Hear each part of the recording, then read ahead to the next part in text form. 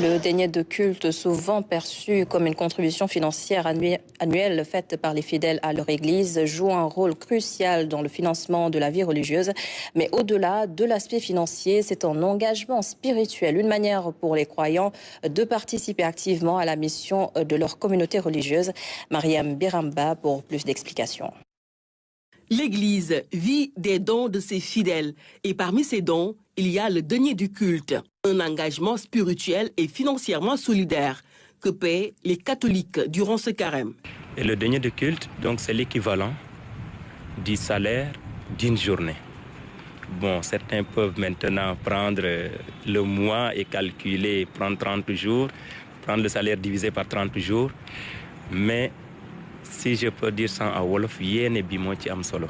Pendant le carême, de nombreux diocèses lancent leur campagne du denier de l'Église, obligatoire pour tout chrétien, selon le code du droit canonique. Le denier de culte est séparé en 3 parties.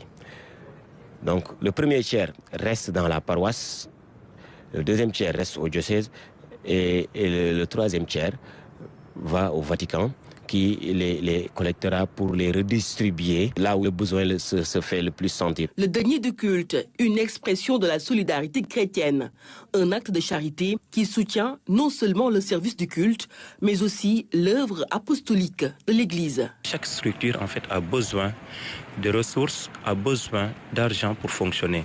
Quand bien même que ça soit une structure religieuse, on a besoin aussi de l'argent pour pouvoir avancer, pour acheter des hosties pour la messe, acheter du vin de messe, construire des églises et avoir d'autres projets aussi dans l'église. Est-ce la même chose que le Mouroum Kor chez les musulmans? Pas forcément.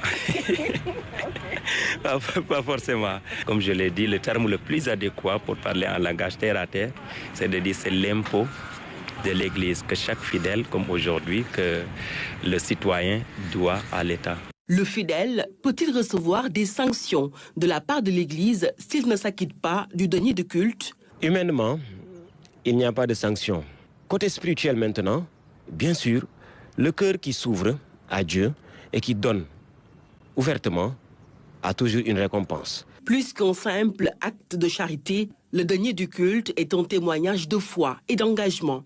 Dans un monde en constante évolution, il demeure un moyen de faire vivre la mission de l'Église et de nourrir la spiritualité collective.